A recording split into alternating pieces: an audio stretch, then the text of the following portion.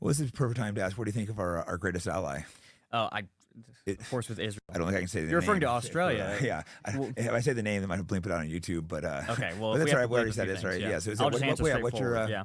So I think that there should not be a drop of blood, not a dime of currency, not a single bullet, not a single grain of gunpowder should go to help Israel do anything. They should be, honestly, with their actions, Israel should be a pariah state. We should have no business with them. The existence of Israel itself is a question that needs to be answered by the Middle East and not America. I am a firm believer in the Monroe Doctrine, in George Washington's stance against foreign entangling alliances. We have a home, we have a whole continent to ourselves. We need to lead the world by example and not by military rule. It is an incredibly infeasible practice that Americans have been subjected to, that our government seeks to dominate the whole world militarily, whether it's in Israel, whether it's in China, whether it's against Russia. We have become despised because of this neoliberal, neocon imperialism, and Israel is the foremost and most despicable example of it. We have nothing in common with these people. They hate us. They see us as money bags, and we are some sort of... And we are. Absolutely. And we have nothing in common with them. It is a common lie among conservatives that actually these are God-fearing, patriotic people. They just have a different country. They're just fighting for a different flag. They have nothing in common with us, and we don't have any business helping them do absolutely anything. And especially with the Middle East, we need to get out of there. I know that the country has geopolitical interests. We want to have good trade. We want to have prosperity. We want to have good relations with other countries. But if you want that, and that's what George Washington wanted. We should be friends with all nations, allies with none. Yeah. If you want that, then we need to stop propping up pariah states like Israel. We need to stop engaging in terrible wars how is the war in Israel? How is the fall of Syria helping your average American? It's helping Israel. That's exactly. Who it's for. How is that's not putting food on the table in the Midwest? That's not helping, towns in West Virginia, get more industrialized. That's not helping people recover from the hurricanes in the Southeast, right? What's it for? It's for them and the people who run the government, and a lot of them are, if we can say that. Yeah, the right? dual citizens, and that's a tricky one because if you're automatically a dual citizen with Israel, so how do we solve that? Well, I think dual citizenship should be illegal in the country. I think you should have to choose. No, yeah, at the very least, they should sign some contract where if they go back and if they do, then we bomb Israel. Maybe.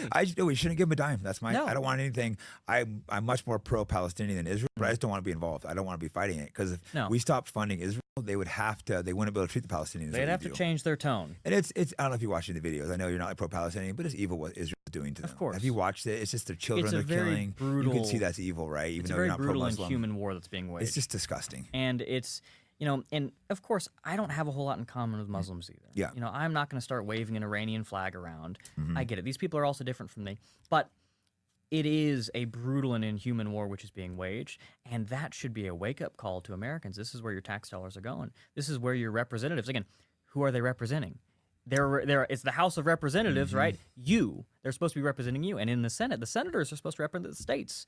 We don't have any states in the Middle East. We don't have any citizens over there. And if we do, then they shouldn't be. Yeah, they shouldn't be citizens, or they shouldn't be there. We're saying they have U.S. citizens hostage, but they're like Israel. They're part of the IDF. They're not American citizens. Dual citizens. Yeah. Yeah, and it was shocking to me when this war started because I have a lot of friends and talking to them.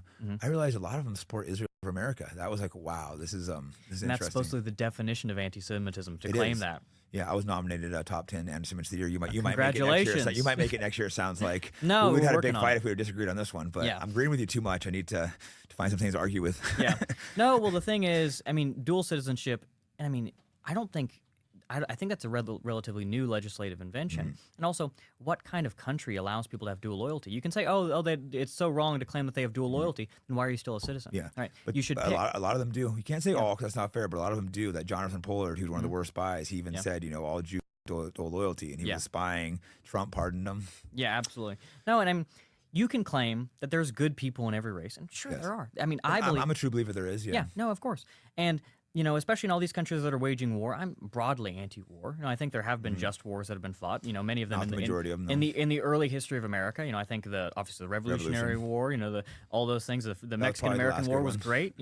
And there's good people, and and there's regular people. Most people, whoever, whenever, wherever in the world, they want to live normal lives. They want to have peace, prosperity, and stability. And if you're American, especially, you want some rights. you know, which I think we are entitled to by our forefathers, our heritage, and, you know, our living on this continent. But the existence of these wars, the existence of this mechanistic industrial slaughter, which is happening, it's happening in Europe too, incredibly tragically, you know. Yeah. And both of these wars, all of these conflicts are being facilitated by the infinite mystery of where all the U.S. tax dollars are going. The amount of tax we pay is insane, you know, like the tax, obviously in California, there's some years I paid such insane amount of taxes. I mean, a good problem to have, but it's just disgusting because where does our money go? It does nothing. You had to go help people with the hurricane. Wouldn't even do that with the money. We were in certain communities before any federal response. And of course, you could talk all day about how FEMA was mishandling the issue, how they were. A dual citizen was head of that, I believe, It was so hard for us to get in there and actually help people. We were turned away in a lot of places. Yeah, what was that like? Was that a complete disaster during the hurricane? Because it looked really bad in the videos Especially I saw. in North Carolina, whole towns wiped off. We, you know, our guys had to hike into certain areas to give supplies to people because it was desolated, destroyed. What towns were you in? Specific towns, I think the guys bounced around. I couldn't name a few off the top of my head, but it was either. But I was just in the area where the hurricane was doing seminars for jiu-jitsu, and it was such a nice, beautiful area. The people were so nice, and I saw it was literally all the towns I was in broadly were around wiped Asheville. out. Yeah, it was around that area. Yeah, I was in that section. It was just like that. People were so nice, so friendly out there, and they just got wiped out. No government assistance, and that's when I really saw you guys doing that. I'm like, well, these people are actually doing something, and our government isn't. And it's like we need to build from the ground up. So I think you're definitely on the right approach there. And it's amazing the candidness you achieve when you take away all the cell phones, right?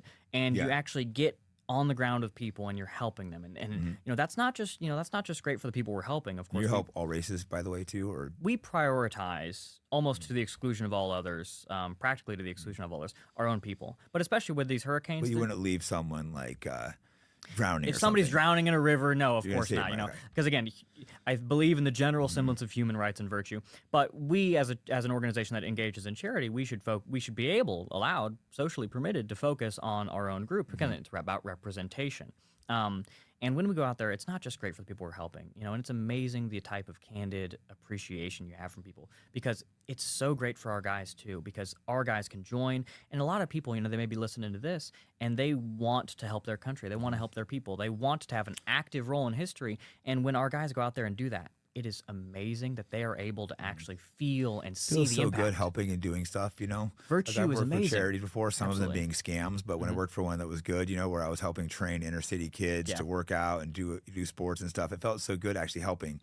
Fortunately, a lot of charities are scams and just take your money. I learned as well, working with some of the homeless charities. That's why we don't take money. And you're just like, oh, they're just scamming people's money. And that's great. When you see us doing all those things, we are self-funded, member-funded. How do you raise? It seems like you guys fund yourselves. Yeah, so you know, members, you know, we have members, and if you join the organization, you're not, you know, you don't have to be rich. Actually, most of our members are middle class, right? Probably seems like we have some guys who are really, and it's a hard world out there. If you join and you don't have, you know, maybe you don't have a job, we'll help you. If you have the right virtues, if you have the right convictions, you're ready to work, you're ready to be better, we'll help you. You know, you want to go to these actions, you want to go to across the country, you want a plane ticket, you want something, you want to, you know, you don't have to bring your chainsaw. We'll give you a chainsaw if you're going to do disaster relief. You know, we'll put you in a car, we'll put you in a truck, we'll get you going. You know, all that you need is the will to succeed, the will to be better, and the will to make yourself the kind of person. And if you have that, you know, again, think about what people are, you know, capable of. I think people that say, oh, there's no way they can do this. How do they do all these things? I think you're underestimating Americans.